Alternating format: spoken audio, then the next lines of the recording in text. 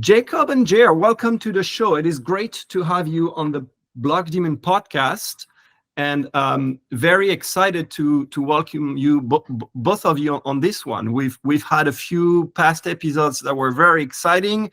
Some of the leading projects in blockchain came on the pod, and we were super pumped to have you, Jacob, the Chief Strategy Officer of Celestia Labs, to discuss about modularity and the origin of the projects, the vision, and kind of the success and progress that you guys have made.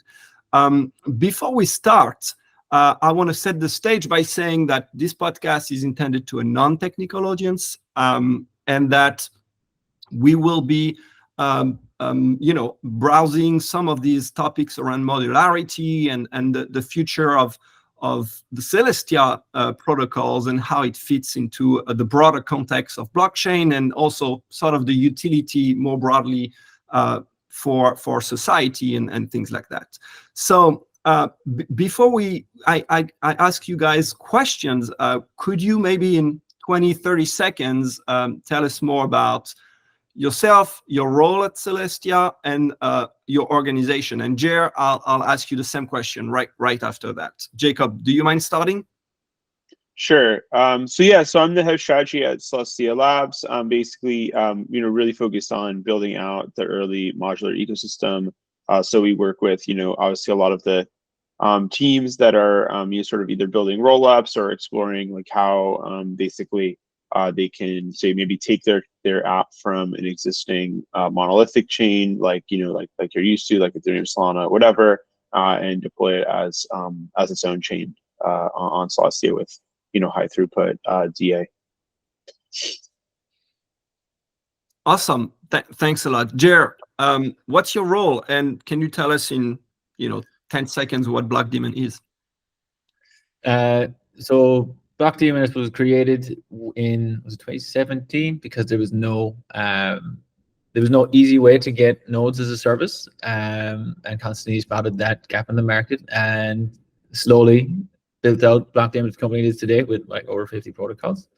And specifically, I'm the Tendermint lead here. So manage all the Tendermint-based chains, and I do help out with some of the L2s as well. But it's mostly the Tendermint chains. So working like node operations, onboarding new protocols, and doing protocol research, and that's probably my main task at Blockdaemon.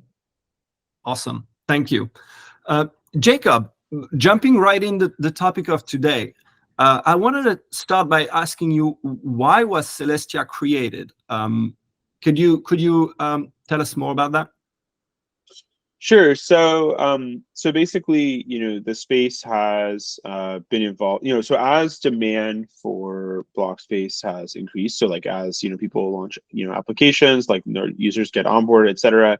There's just been continually this like sort of scaling bottleneck that blockchains have hit, and so that's sort of driven a number of the arrival or the development and then arrival of a bunch of different chains. So obviously, Ethereum, for example, has this like limit of I think 13 TPS currently, and basically there've been all these efforts to sort of for a long time people thought that, well, the way that you would scale block space is by creating a more efficient or more scalable version of Ethereum or something like this. So people built chains like Solana, Avalanche, etc.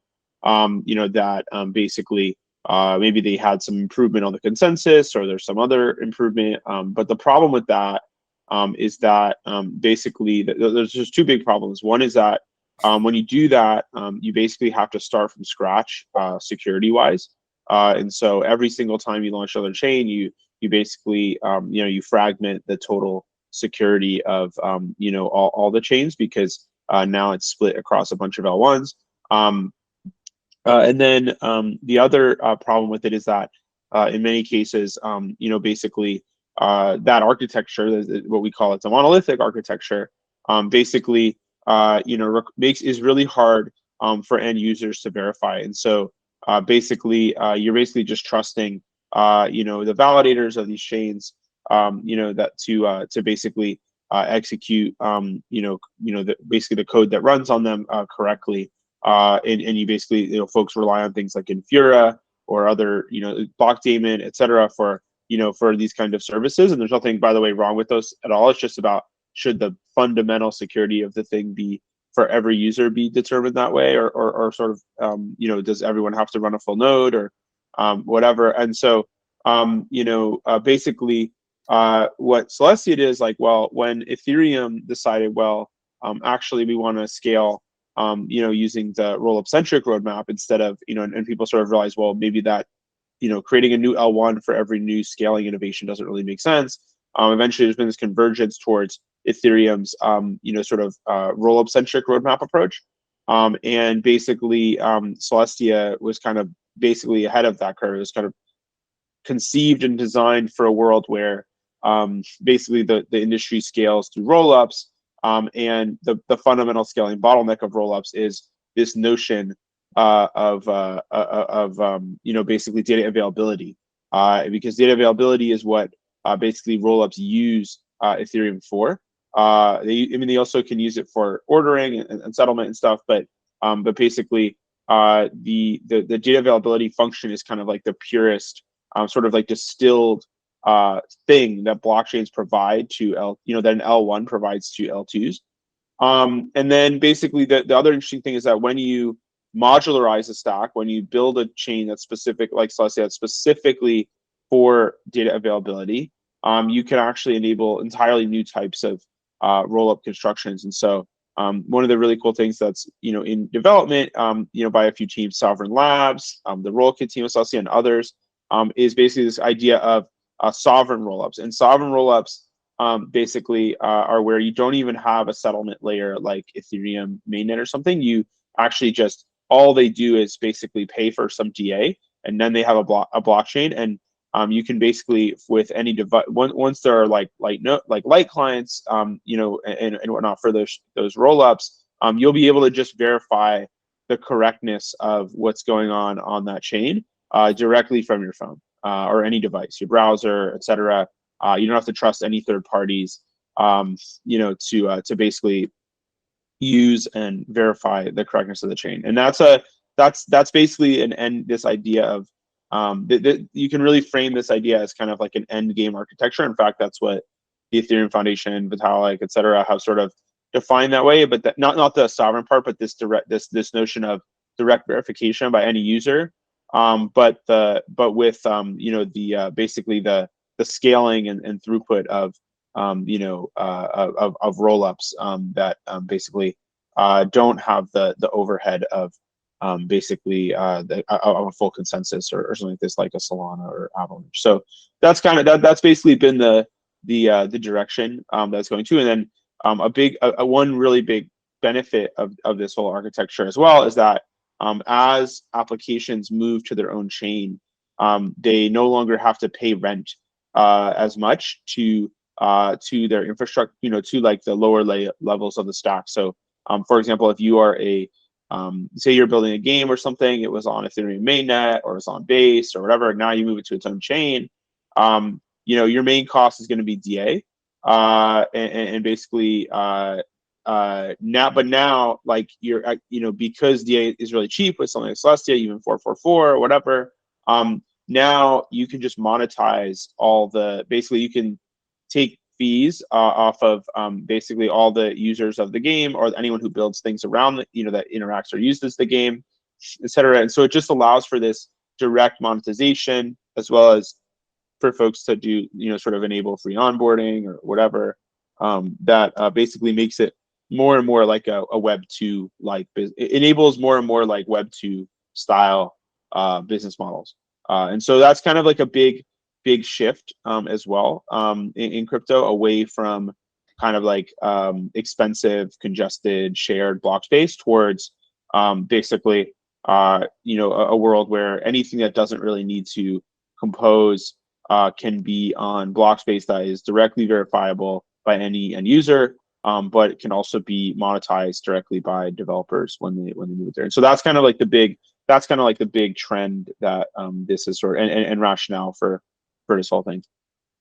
Awesome, thanks a lot. And you mentioned data availability, which is obviously at the core of what Celestia does and provide. Can you, for a non-technical audience, very briefly summarize what data availability is? Sure. So the way to think about it, so there's a lot of other materials, by the way, that you can check out about. I explain it in greater depth, but the way I'd explain it is that, if you just, so basically, like, if you really take what Ethereum provides to a layer 2, for example, like Arbitrum, Optimism, whatever, and you distill it to really like what's the core function that it's providing to the rollup and the users. What it's really providing is this notion of what we call data availability or data publication, which is that when you basically move execution off chain into the rollup, now you do need to have a place where you basically can decide what the correct when the rollup produces another block or whatever, like how do you know that it's basically building a block on the right chain, and somewhere there has to basically be it has to have been published what the past states of this chain were, that way, and then if you could just make that basically allow anyone to verify that, you can know whether the rollup is basically building the correct chain. And so it's a pretty technical thing, but it's basically it's kind of like you could think of it as basically very similar to what exists, like current blockchains do, but it's like if you take them apart, if you make them modular, what are the components that you would need to be able to verify that the rollup that you're interacting with is the correct chain, and the way you do that is by checking whether the data, like basically checking that the data has been published, the past data, and what that data is basically, to know that the rollup nodes and that the rollup sequencer are basically building on the correct chain and they're not stealing from people or et cetera. And that's a really powerful approach because it's really, really scalable. It lets you scale. If you can really scale up the size of the DA throughput, like the data availability throughput, you can you can kind of just create a pure market for scaling, where basically chains just come, they start paying for data availability, and now they have all this throughput, and basically it's not bottlenecked by or congested by other demand for the block space. It's not congested by state bloat. Like there's basically just this really powerful sort of scaling property that gets unlocked by this modular architecture. Awesome. And the next question will deep dive also in some of the differentiators and architecture of Celestia. But before I do so, I want to turn to Jer. And Jer, can you tell us how Blockdaemon and Celestia are tied today? What is Blockdaemon providing for Celestia? How are they collaborating together right now? So how we're collaborating right now is we have a test and validator on the Mocha network where we'd often test, we're part of a smaller subset of vendors testing new config to try and help improve chain performance. And as well as we're running the orchestrator, which is still yet to be live in mainnet, but I'm looking forward to the day that it is. And on top of that, we run RPC nodes, full nodes, and we run bridge nodes as well for some customers. And we of course provide staking and like all the usual things like that. And we help out to see if we can improve and just provide feedback. That's our main tie. And I'd say down the line, we'd love to add Celestia to our wallet going forward, and every roll up that's going to be built on top of Celestia going forward. And it would be, I think, it could be good. Right. I think so. That's an interesting point, is that Blockdaemon is famously known for typically two products. Typically, what I hear at least is usually I hear about, oh, Blockdaemon, you're a staking provider. You provide institutional grade staking with insurance and SLAs and all that. And we do it on Celestia. Or an RPC provider. You give access to reliable, scalable RPCs, which the trade-off is they're centralized, obviously, but that's also a professional service that our company offers. The third one that is a bit less known and more recent, to be fair, because it came through an acquisition of a high-performance cryptographic firm called CPR out of Denmark, is everything MPC-based. And so there is self-custody solutions that are being developed. And yeah, the long game is adding a lot of new protocols, curves, and signing algorithm, so i.e. New tokens, to these different self-custodial solutions, which uniquely are tailored to institutions. It's to enable self-custody for institutions. And so, yeah, to Jer's point, I think that's we look forward to being able to add new protocol to that. Cool. So maybe moving on to Celestia's uniquenesses and differentiators in the market. Jacob, I was listening to a podcast with your COO Nick, and he was saying the blockchain's end game is at an infrastructure level, at least, it will be achieved through three main things. One, high throughput, so block space to process operations and having that scalability. Second, verifiability and ensuring that the operations are audited, verified by anyone, very transparent. And three, censorship resistance, i.e. no single actor, no small group of actors can compromise the data and the accuracy of the data, or switch off that technology altogether. So high throughput, verifiability, and censorship resistance. Could you help us understand how Celestia today is trying to achieve these three goals, and what are you guys working on to do that? Sure. So I think the way to think about that is like, so the first one is that if you think of there's sort of two big things in that first category. So the first one is that Celestia is just a data, so it's data availability layer, right? And so it just basically tries to address that core fundamental scaling bottleneck, and it leads it up to the reader or developer, right? Like how to design what the rollup should be. So the rollup could be literally anything. You can take any piece of code basically and make it a rollup. That's an exaggeration, but it's like to show what it looks like in directionally. And basically, you can basically you could take the SVM and turn it into a rollup. You can you can take some modified version of the EVM. You can add your own modifications, whatever it is. But it scales, and basically because it makes this market basically for blockchains and blockchain infrastructure, it basically means that basically it's kind of like a world where you don't really have as much of the lock-in around older architectures, and so basically you can it's a much more dynamic, like self-evolving, improving basically ecosystem around the modular stack. And so once that happens, once as this modularization has happened, there's been all this innovation of like things like new move, like people building move chains, or people building SVM, people building WASM, like etc. And all of these are like much more efficient than just like the traditional EVM gig guess. And so that plus the DA bottleneck being fixed is really introduces like a notion of abundance to block space. The second category, which is the verification one, that's a very important one because basically, otherwise, these systems are basically centralized, and so, or especially when you go to a world of like say 1,000 blockchains or 1 million blockchains, like as a user, it's very hard to you can't really go by yourself and verify that all these chains that you're interacting with or maybe interoperating with or traversing are correct. And so direct verification actually becomes pretty important later on, later in the as the industry takes off, and as like it starts to be a world where you can't really tell what blockchain you're even on at a given time. But what you really want to do is you don't necessarily care where you are, but like you want to verify that you're not going to have your funds taken or stolen or that, etc. And basically what it lets you do is it lets you verify the correctness of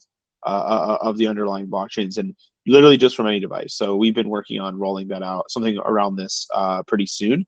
That basically will allow anyone to run the light node directly from their browser or device. And so that's going to be pretty cool to see. And that comes along with ZK. So in ZK, with ZK rollups, there's a lot, this sort of takes it even further. And basically ZK rollups have even more, basically ZK rollups plus like the Celestia light node approach. Together, these things basically give you full stack, verifiability. So you can just, from your device, you can basically verify the entire stack. And then the third one, which is censorship resistance, this one's interesting because, in some ways, rollups basically, they kind of, in some ways, make censorship better. In some say, resistance better. In some ways, they currently probably make them a little worse. And so, there's a lot of folks building these like tools called this infrastructure that's kind of in this category called chain abstraction. And in chain abstraction, you can basically, the idea is to try to basically make it so that, you can, for example, like, minimize the types of bad, MEV or extraction, basically by interacting with, so say you have some intent to, sort of make a trade, but the liquidity lives on a bunch of different chains. And so it needs to basically you need to aggregate an order, you basically need to spread up an order across a bunch of chains.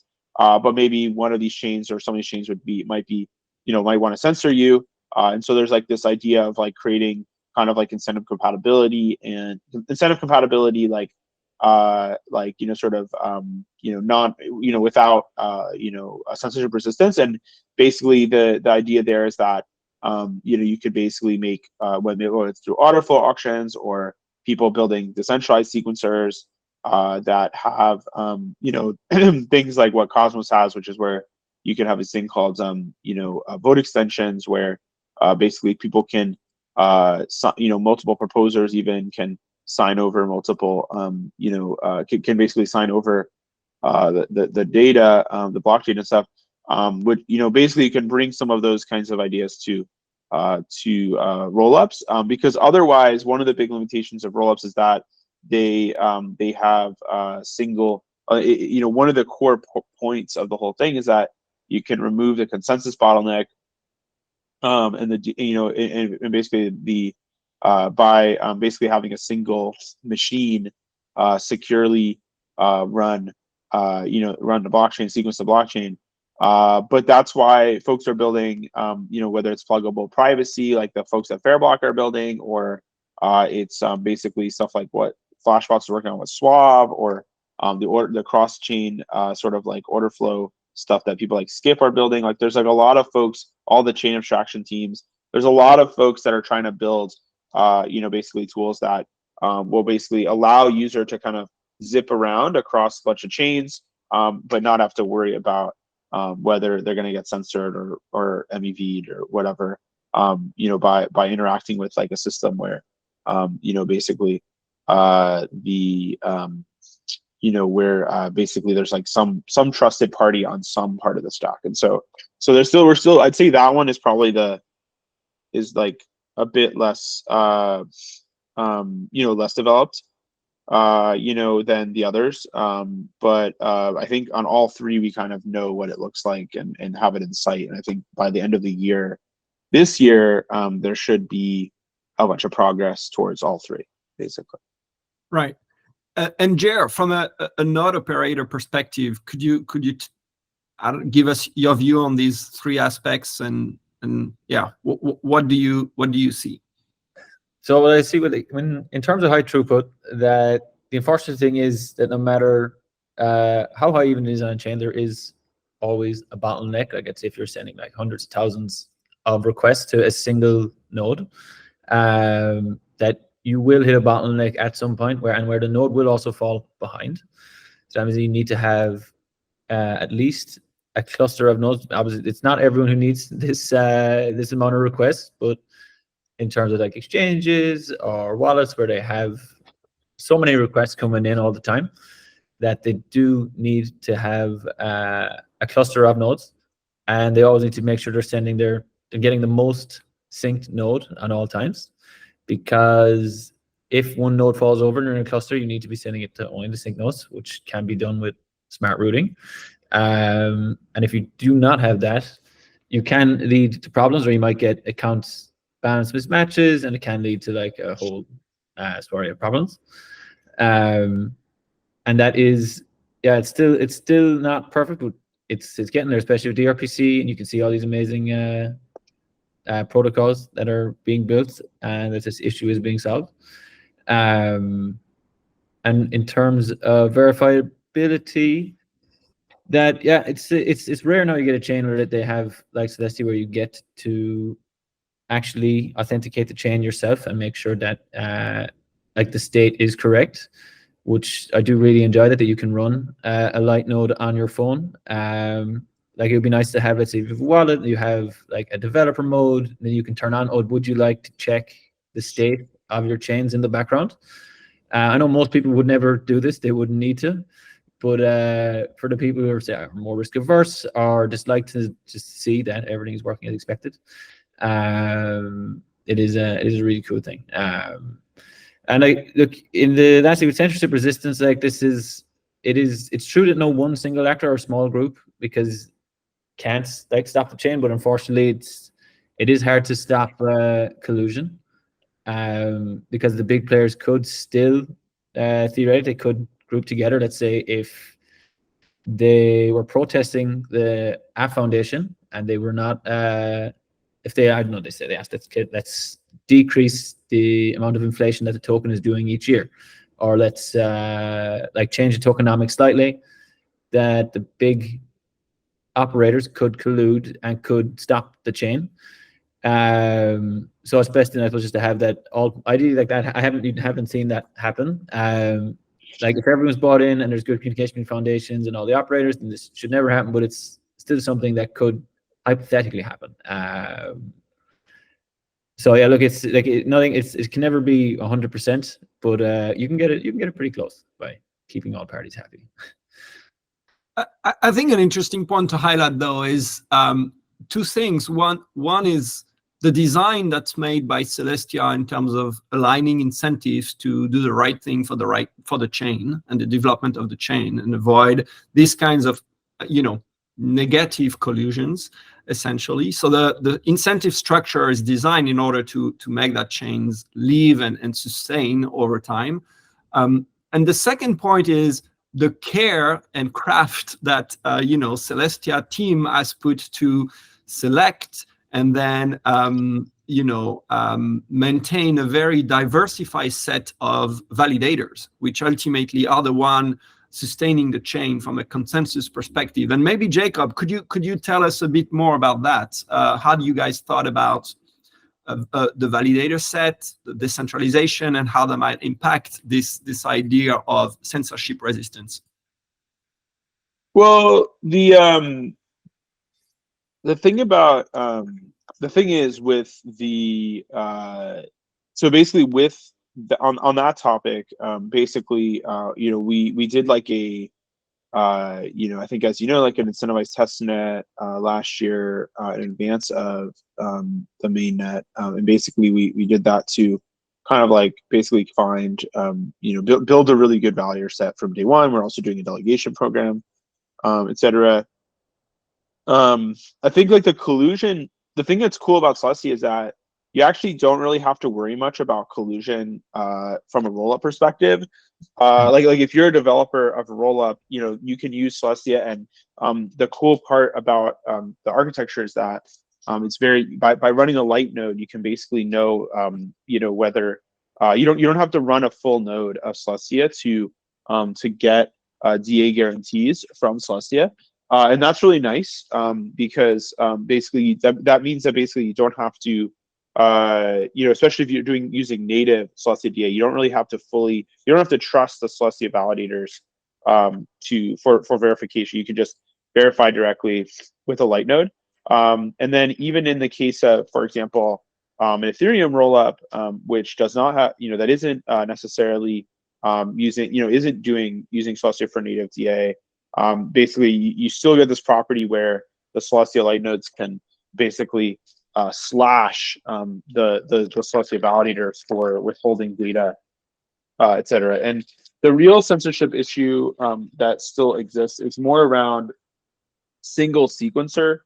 The fact that rollups use a single sequencer, and there's plenty of approaches and solutions to this problem that people are working on. That it's not really going to be a huge deal, but it does just have like a different set of. It just has a different censorship properties than what you have in on something like Solana or whatever. And basically, it just means that there is some amount of trust around the ordering of some of the transactions, etc. And we've actually seen that already. For example, at Blast, there's been the understanding that they basically were probably censoring the hacker, from basically trying apparently. And so, basically there's just like this different. It just kind of moves the censorship concerns to the rollup layer instead of, whereas at Celestia, it's like, there certainly could be censorship, or whatever, but the bigger thing is like the idea of like the validators misbehaving or something. That's actually accountable and verifiable to the light nodes. That's actually like what the whole idea of the architecture is, that they can tell whether the validators are withholding data, and you don't even need a majority of them to do that. So that's a pretty powerful property. Definitely. Moving on to sort of the protocol development, and I wanted to touch very quickly, but I thought that was an interesting piece because you guys decided when building the protocol to build on the Cosmos SDK. And so I was kind of curious why that was, and what consequences did that have on the development of your chain? So I joined a little later than when that decision was made, but like I think my understanding is just that it was the most available ready stack. It was the most available stack to basically at that time. Whereas I think Substrate wasn't as mature, so they decided to build it on the SDK. From an operator standpoint, Jer, do you see, I don't know, trade-offs, benefits, or challenges? So I think one of the big benefits is, and it's similar to how Celestia, like Celestia is modular, but like Cosmos SDK is also quite modular, that you can choose like your different consensus mechanisms, and you can pick and choose what you want to use out of the Cosmos SDK, which I think is super beneficial. So that means it's like you can modify it to how you feel is best fit for what you want to achieve with your chain.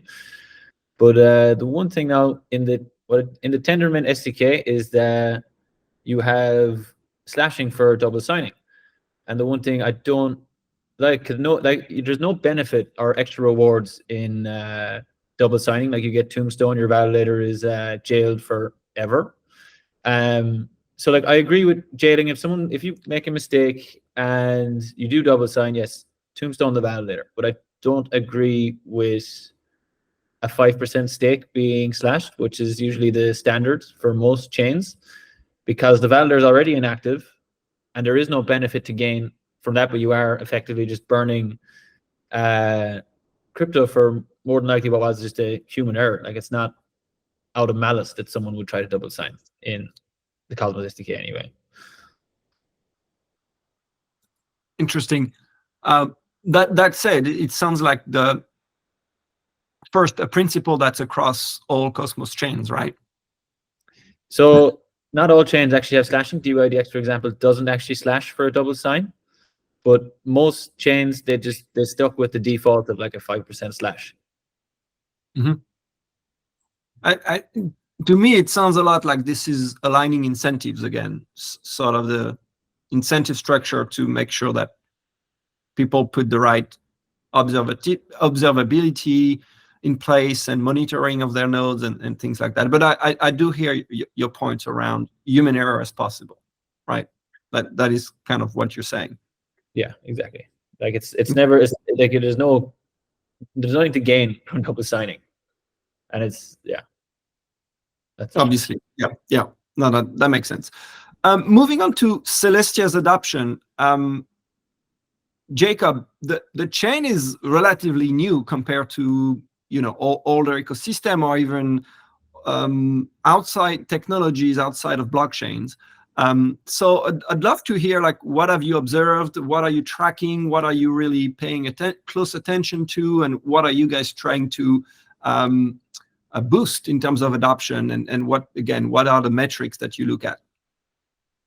Sure. So honestly, the number one metric that I increasingly, there's like I'd say two big metrics that I'm like thinking about nowadays. Like one is basically the total basically what I like to say, call like almost like the GDP. Actually, I'll start the first one. It's like the number of chains. So literally basically the number of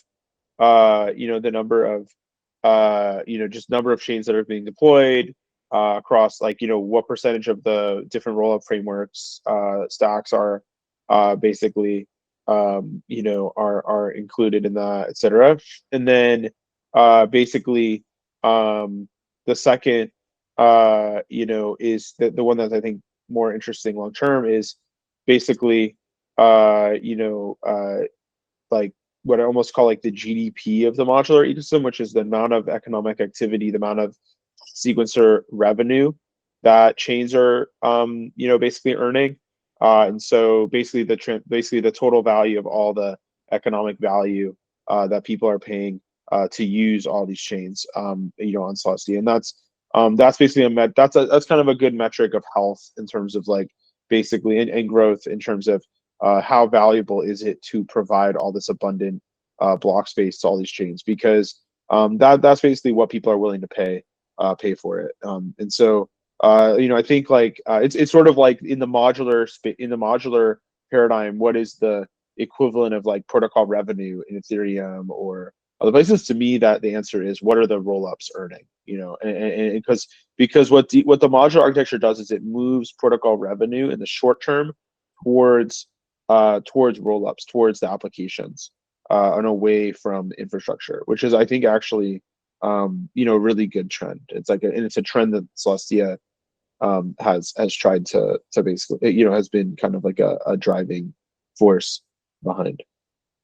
How do you think one, Celestia can impact these metrics, and two, an operator like Blockdaemon can impact these metrics?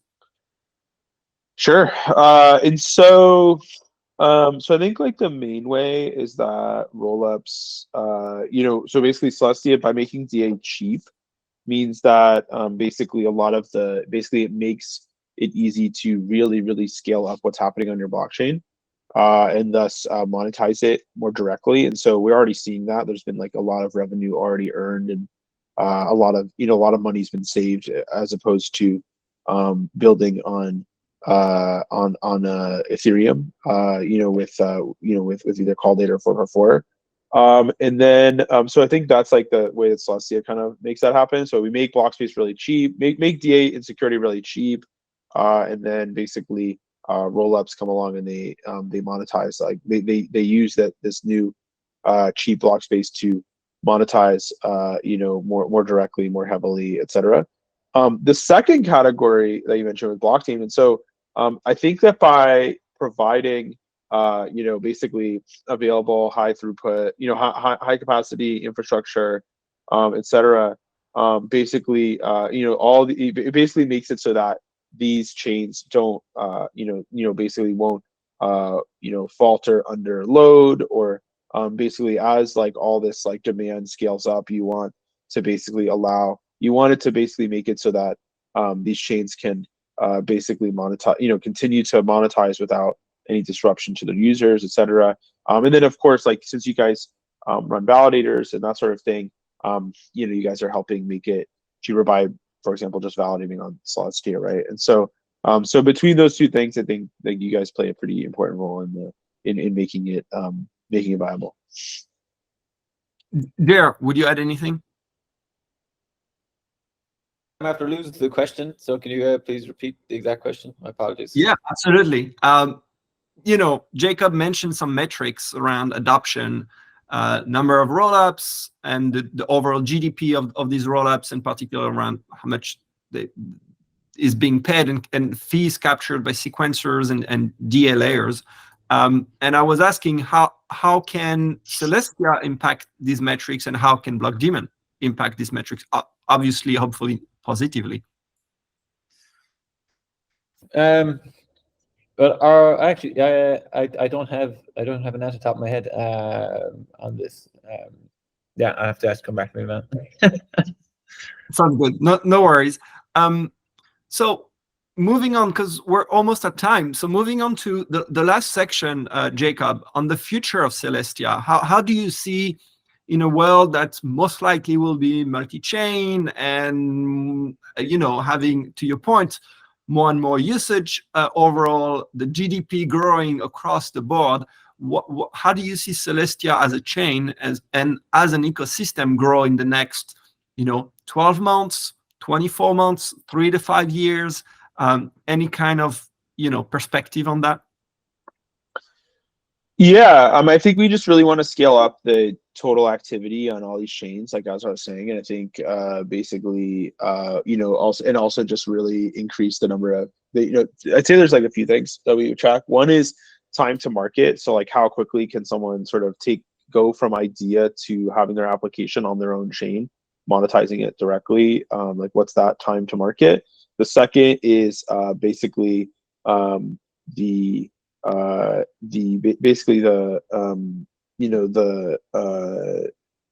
second would probably be around the GDP, as I said, or like the total economic activity on all these chains.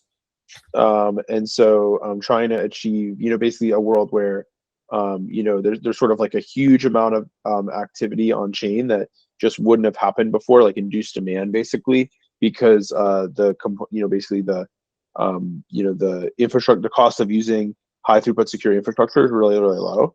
And then the third one is probably just seeing novel or new applications, that are unlocked by this architecture. And so fully on-chain games are obviously interesting, but like just anything that, new DeFi, new types of DeFi stuff, or new, whether it's on-chain games or consumer, especially consumer, we see a lot of traction or interest on a consumer side in crypto right now.